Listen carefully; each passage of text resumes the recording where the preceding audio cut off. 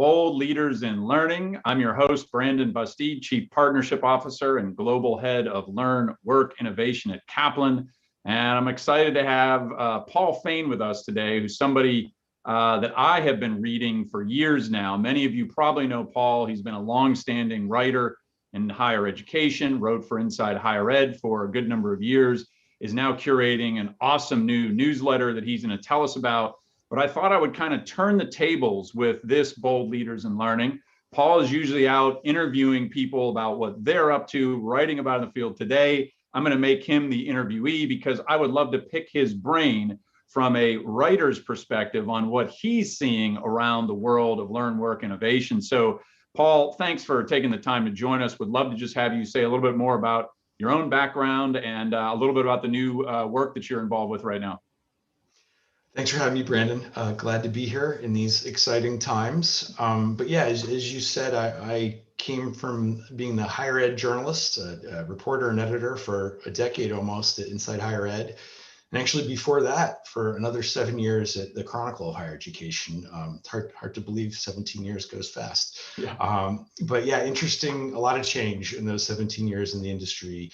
I started covering the leadership beat, presidents and finance. And it was a really good way to kind of get your arms around this huge industry, 4,000 institutions. I'm decent at higher ed trivia. You know, I can tell you which one of the University of Dayton and the University of Toledo is a public, which one's a private. That's kind of a cheat though, because I grew up in Dayton. But you know, the university budgets are very complex, and it gave me a good grounding in the business model. And then I came to Inside Higher Ed, and when Doug Letterman, one of the co-founders, hired me, the mandate was non-traditional students, which at the time was a pretty revolutionary way to look at a beat, instead of looking at it in kind of silos of, I cover community colleges or for-profits or whatever, the student. And as you all well know, the non-traditional student is the student. As I developed in that beat, I got more interested in things that felt potentially disruptive or transformative, I guess is maybe a better word, like competency-based education or emerging models. And that got me closer to the workforce piece. And when I decided to leave and try something new at the end of last year, I started a newsletter on the connections between education and the workforce. And as you all know, that is a busy place to be right now. Yeah, well, it's certainly where I've spent my time and energy, that intersection between education and the workplace. And, you know, my general thesis in the, mid and long term is that, it's essentially becoming for all of us a merger of what we think of as the traditional aspects of school and work. And what I mean by that in kind of a simple definition is that increasingly some of the most important things we can do to improve students' work readiness in school are things like project-based learning, internships, co-op experiences, right? So where we're essentially mimicking work-like activities or work itself in the school environment. And then in the workplace, as you know, the needs and the demands for upskilling, reskilling, whatever terminology we want to use, they're just becoming so great that in a lot of ways, a big part of our work life is going to be continuous learning, whether we like it or not, we're going to be engaged in it. So it really is going to be hard to tell the difference, I think, between what we used to think of as a school and what we think of as a workplace. So anyway, I wanted to dive into any number of the trends that are happening out there, and just start with some things that have been fairly recent in the news. There was a report a little over a month ago about how there are now nearly 1 million unique credentials offered in the United States, right? And when I saw the report, right, on one hand, you might go, woohoo, there's all these great ways for people to, upskill or reskill themselves, remain relevant. On the other hand, my takeaway was, wow, of the million, right, how many of them actually move the needle for somebody, right? How many are actually of a quality or an output in terms of outcome that leads somebody to a better place, right? And that's where, I started to worry. This may not be about we don't have enough credentials. Maybe we've confused people with too many options. And what we've done is essentially keep them from finding that proverbial needle in the haystack. What's your take on this million unique credential tally? Good thing, bad thing, indifferent? Yeah, it's quite a number. That obviously comes from Credential Engine, very interested in their work. And, I imagine sometimes they feel like they're boiling the ocean. I think when I think about the increased scrutiny and interest in the gap between education and work, to me, it feels like a natural kind of iteration of the completion agenda. When I started inside higher ed, Kay McClenny, the dean of research on community college at the time, and still really, in my opinion, she told me that a lot of community college folks, and I saw this too, didn't really view completion as their responsibility. That these are adults, we don't know why they come to college. Well, that's changed, and I think there's always been that gap between work and education, and just I think people are less tolerant of that now. But to your point about, it's, to me, like, we could sit here all day and talk about where there are, or if there are, skills gaps or labor shortages. I've never heard anyone debate the point of we have an information gap, that we're, there's just way too much for students to try to figure out on their own. And it's would be hard for the most privileged of students to figure out what credentials are of value, more so for first gen and lower income folks. And, again, going back to Kay McClenny, she talked about how community colleges back in the day, a decade ago, some of them would have thousands of courses in their course catalog, maybe many thousands. How are you supposed to make sense of that? And, I think that's where Credential Engine has done a great job of showing us the scope of the information challenge we all face. Yeah, I mean, because they're from the last time they had done the tally, it's been, I forget the total count, but it was a dramatic increase in just a couple short years from when they looked at it last. So there's evidence that it's accelerating rapidly, right? And every time you turn around now, you're seeing a university offering a new certificate, right? Which the content of which may be fantastic, right? Some of it may not, right? But every time I see one of these things launched, I always think to myself, okay, how long will it be before there's some way to validate the quality of that in terms of, does it move the needle for somebody? I mean, get a promotion, a raise, a better job, right? Because these are the intentions that most people are coming to these with. You certainly have some that are more what I call the lifelong learner, right? Naturally curious, just want the intellectual stimulation. But the people who are going towards a lot of these, credentials or certificates are looking for a better, economic outcome in terms of where they sit. So, it's interesting. I mean, MOOCs, for example, I know you've written a lot about it from the very beginning days. There was a lot of critique of MOOCs, even pre-pandemic, like, is this model really going to work? Then this pandemic comes, all of a sudden you've got Coursera's, raising money, going public, all kinds of stuff going on. And one of the big pivots they've all made is adding real, upskilling, reskilling type offerings to their plate. When they first started, my sense was it was like, hey, learn what kids at MIT are doing. And it was more of like a, intellectual curiosity thing. Their early users, 75% were people who already had bachelor's degrees, right? So, has there been a fundamental shift with MOOCs? I mean, and if so, how much? Where do you see the future of that going post-pandemic? 100%. Yeah. I was fortunate enough to be able to interview Daphne and Andrew, the Coursera founders, right when they launched. And, Yeah. I remember I asked them, and I probably shouldn't have meant this on your show, but I may have played just a little bit dumb in asking the question of, do you see yourself ever issuing credentials, like real credit bearing or otherwise credentials? And at that point, the answer was a version of no. I don't remember exactly how they phrased it. Yeah. And it was kind of a build it and they will come model. And I was one of those people. I took a MOOC on science fiction and fantasy writing. I was one of those lifelong learners, and I remember being savaged by my fellow classmates for my writing, which was I took pretty hard. But obviously, you all know, most of the folks watching this, the Gartner hype cycle, I just love. There was the hype. We all got excited. The New York Times called it the year of the MOOC. Then it was like, oh my gosh, there's no business model for these companies. Right. Everybody trashed them. It was like, it went too far in saying these things were a joke. And now here you are, Coursera, and it's not just Coursera. I think it kind of, those sort of companies, I would even put 2U kind of in the OPMs in that space, Kaplan, frankly, figuring out how to deliver different types of credentials in different ways and working with college partners is a good place to be in right now. And Coursera is most definitely a force to be reckoned with. Yeah, it'll be interesting to see, how it evolves. And obviously, pandemics weren't anything that anybody predicted, but, there's been a lot of boosts to work that's happened as a result of the pandemic. There's also been some real hits, and, higher ed at college and universities have actually been on both sides of that, right? So, we're in a long trend of declining enrollments in degree seeking programs in US higher ed. So we're now coming up on our 11th straight year of declining degree seeking enrollments in higher ed. So not a good trend for the degree.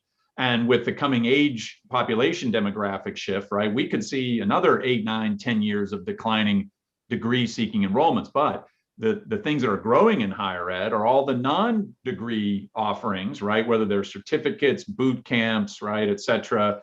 So, when you look out 20 years, what would be your prediction? Are we going to see degree seeking enrollments down compared to now, flat, up? And then where do you think it might be relative to non-degree enrollments in higher ed? What are your feelings on that? Great question. And as you know, well, it's dangerous to generalize about higher ed, and it's even more dangerous to speculate, but I'll do a little. This is where I pin you down to an answer. In 10 years, I come back and see Paul. Yeah, I'll try to make it, some of the greatest college presidents out there, I would feel like I had a really, really good interview. And then I'd look at my notes and say, oh, wow, they didn't really say much. So I'll try not to do that here. But, to your piece about the million credentials, I think one of the biggest problems that industry faces is making sure that these things can lead up to a degree, right? The stackability challenge. And they don't right now, largely. And I don't know how that's going to get fixed or if it will, to be honest. But I do think it's crucial to making sure that we don't have what is already, frankly, a de facto tracking system where folks who are fortunate enough, like me, to go to a 4-year residential college and frankly, almost irresponsibly in terms of finding a trade, take a bunch of liberal arts classes, which are still helping me today, frankly. I still write term papers for a living, basically. Yeah. But, to find yourself, and I wish that everyone could do that. I guess you could quote me here. I wish we lived in a society where we had public support for everybody to go to 4-year college. I'm not a pundit. I'm a reporter, kind of old school in that sense. So nobody really cares what I think, but my fantasy would be that. But beyond that, right, we've got, without doubt, the 4-year degree is the best way to insulate yourself from a fast changing economy, making it hard for you to stay or reach the middle class. But here's the problem with generalizing. You've got to earn one without taking on too much debt, and you have to earn one. You have to complete. Right. And that's just not happening, right? I'm going to answer your question, but I think it is dangerous to bash the degree too much. And to be honest, it's not just reformers who've done that. It's folks on the left and supporters of higher ed who've pushed the debt issue to a degree that I think sometimes goes a bit far and may make some lower income folks unwilling to take on debt to earn a degree. And that's not good either. But yes, to answer your question, I think with a 4-year degree will continue to be the gold standard. But over 20 years, it feels to me, and I'd love to hear what you think about this, there is a major attitude shift in this country. And some of it gets at the politics of it, where I think higher ed and the Chetty folks have done a great job of this, showing that higher ed is not, unfortunately, an engine of driving greater mobility and equity that it could be. And I think so more people are looking at other choices. And just very briefly, I know it's a long answer. I talked to the head of career and college services at the Baltimore K-12 system for my first newsletter. And she told me that, we don't do college for all anymore in the Baltimore schools. It was disempowering. Students felt like, I wasn't going to go to college, so maybe I shouldn't really even connect with career services folks. Finding those multiple pathways to that gold standard is the way to go. But I would say, maybe 10% shift, that would be huge. I mean, we'll have so much to talk about for years to come if even that much happens, and it could be more. Yeah, I mean, my sense is, if you layer in the population age demographics and some of the, the trends that we've already been on, right? I mean, clearly there's been a huge slide in confidence in higher education from a number of different angles, stuff I looked at frequently in my time at Gallup, right? And there's now also been a political polarization in views of higher ed. And anytime you start to see significant splits, affiliation, they don't, right? So I don't want to sound overly dramatic, but I think we're going to continue in a climate where there's going to be highly politicized views of the value of higher ed, the purpose of higher ed.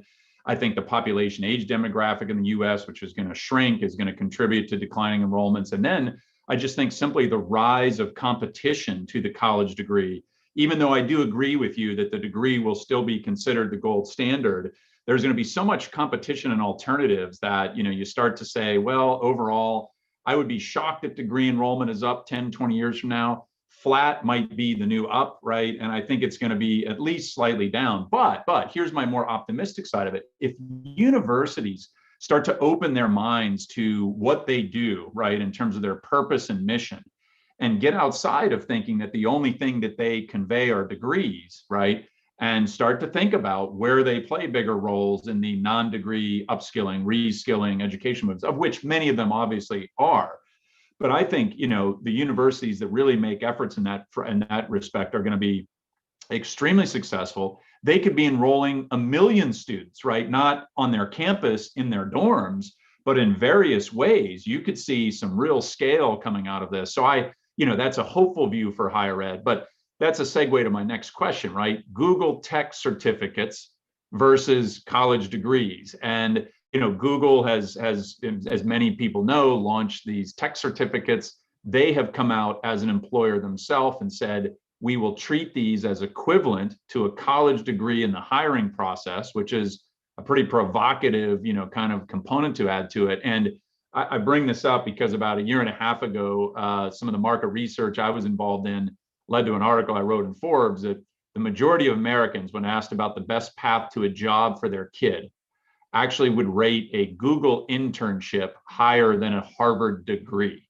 So, you put that out there, right? Google tech certificates versus degrees, go.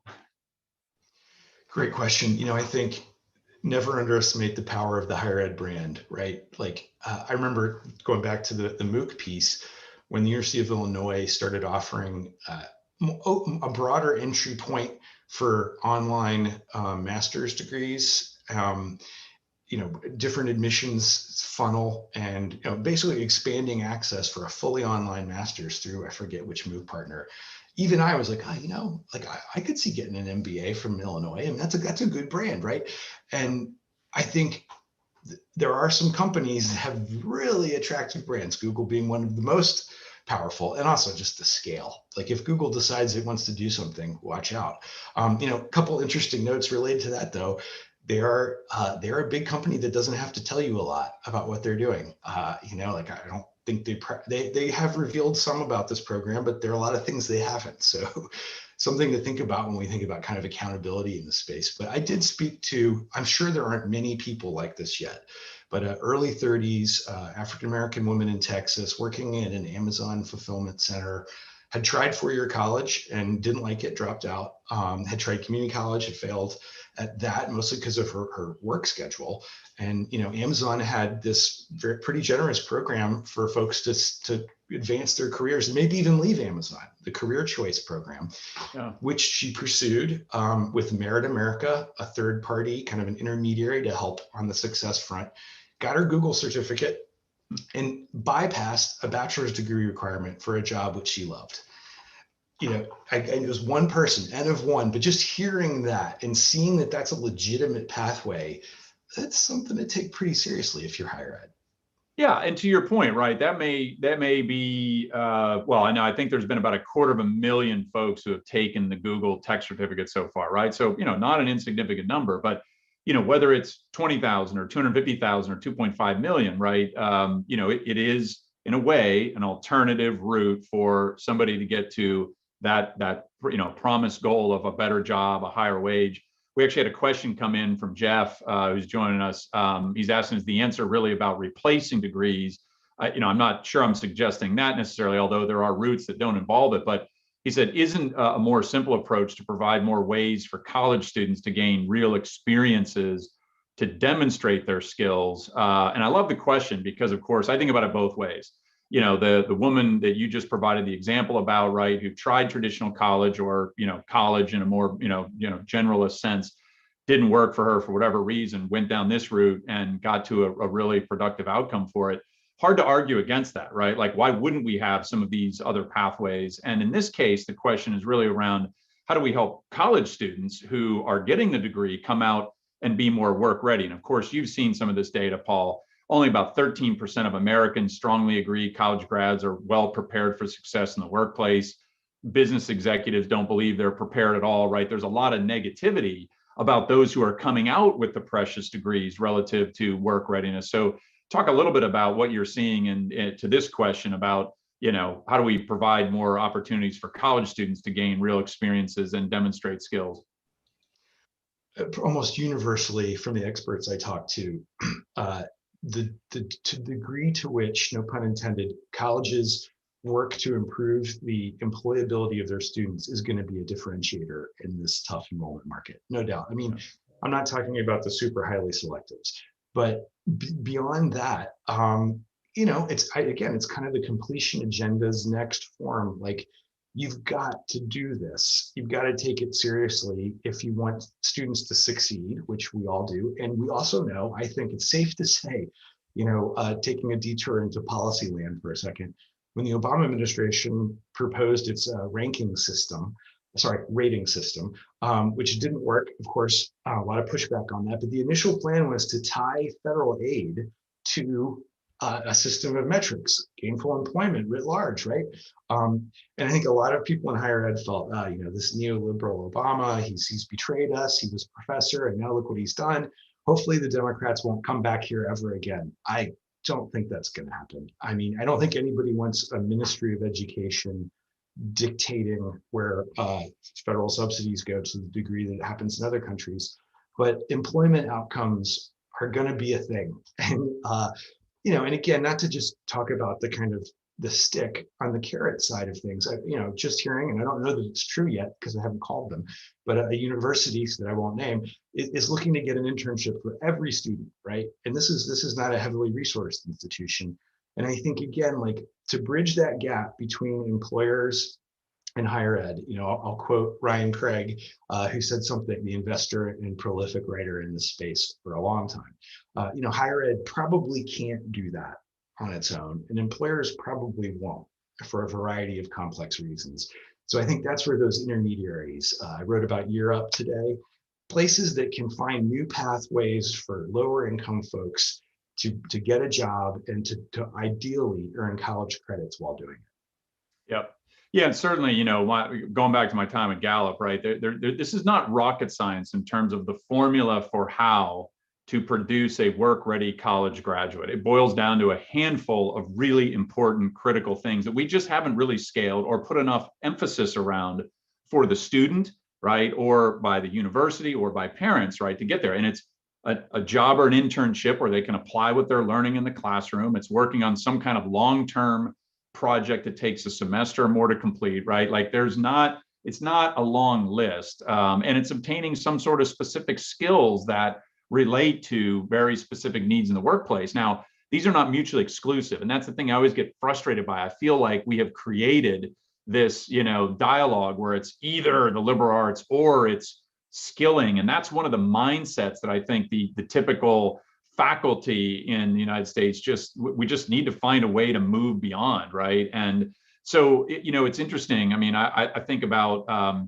one of the articles I actually published this morning in Forbes about internships, though. This is, we still allow the practice of unpaid internships. In fact, about half of all internships that were taken this last year were unpaid. Now, why is that a problem? To your point about diversity, equity, inclusion efforts, right? I mean, in the midst of all the challenges we're having with socioeconomic gaps and, racial issues in the United States right now, we are all, kind of complicit in allowing the practice of unpaid internships, which disproportionately, says that who takes an unpaid internship? They're the wealthier students who can afford to do it, who have parental social networks and connections. And so look, I mean, I would love to see an effort by both universities and employers to really take a stand on a practice like that. And this is a point for universities. Only about 32% of universities, according to a NACE survey, offer an internship support fund for students who can't afford low pay or unpaid internships. Like that could be a capital campaign priority that could be solved in 6 months if a university really wanted to put some effort behind it. Like why aren't we seeing more of that right now? Or maybe we are. Maybe you're seeing some of these stories. Probably not as much as there should be. I totally agree with everything you just said, including that in the society we do just ridiculous, binary discussion of everything. Of course, nothing is that simple. But I was on a webcast with Sujin Gatlin-Jez from California Competes yesterday, and she said, one of the things that we're going to take away from this pandemic, which I certainly wouldn't say a silver lining for something this catastrophic and tragic, but it really has brought to the fore, to a far greater degree, the inequities of society. And it's getting harder to ignore things like, people like me benefiting from a system of unpaid internships or whatever. Like, it's just not going to cut it anymore. I hope. Maybe I'm being too optimistic, but I think there's a little bit more of a clear-eyed view of, the wealthy, or even, like, let's be honest, it's Richard Reeves, the opportunity hoarders, the 10 percenters who, when the rubber hits the road, make sure that their kids have opportunities that others don't. Like, if we're going to be a more equitable society, people have to give up some things. But to your point, when I, many, many years ago, applied for an internship in DC, my professor at the University of Delaware, which is having a hot moment right now because of the president, said, "I'm not going to write you a recommendation if it's unpaid." And that was one of those things that hit me in the face, kind of. And she was like, how can you can't get one, you can't do one of those jobs unless you're wealthy. Where are you going to get your suit, blah, blah, blah, all that stuff.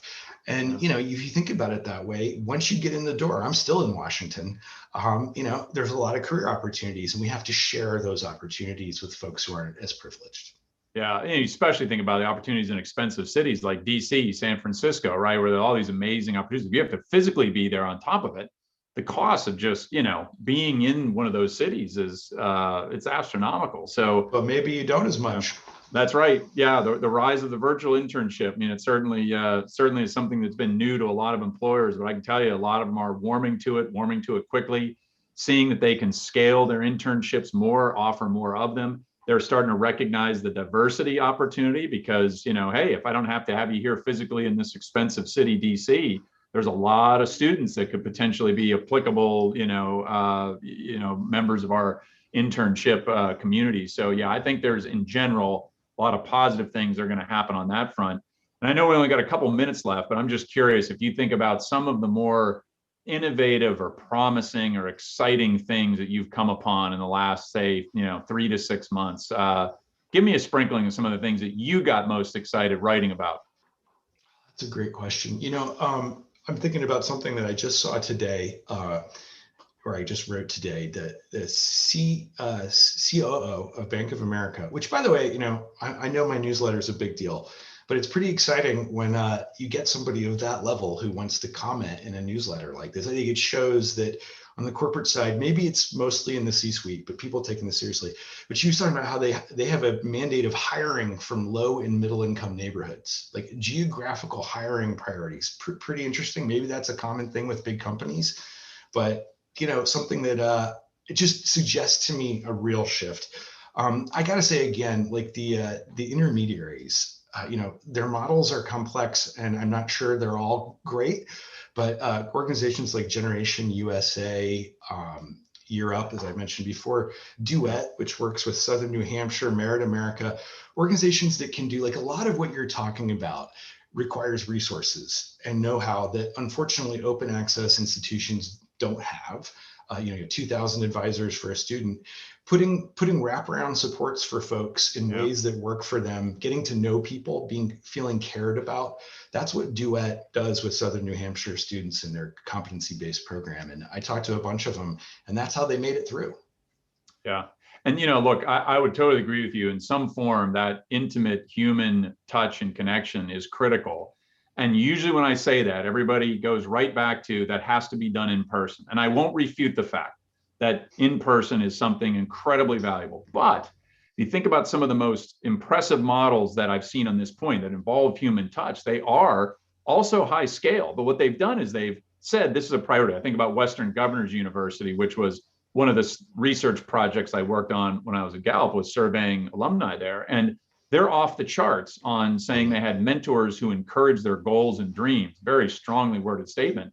But it's because of the mentoring model they've invested in, where they've got one-to-one mentoring for students who are otherwise in online, fully asynchronous types of education. But they're connecting once a week with a live, real human being. They're just doing it like we are, right, on Zoom or Skype or whatever it might be. So I just, I'm encouraged by the fact that we can think about human connection virtually and in person, and so everybody has their preference on which one might be better or worse or whatever, but that human connection piece that you talk about and the wraparound services, I think whatever we do, we will never be successful unless those things are key components of it. So good way to kind of wrap up the discussion. I told you this was going to go too fast, and it has.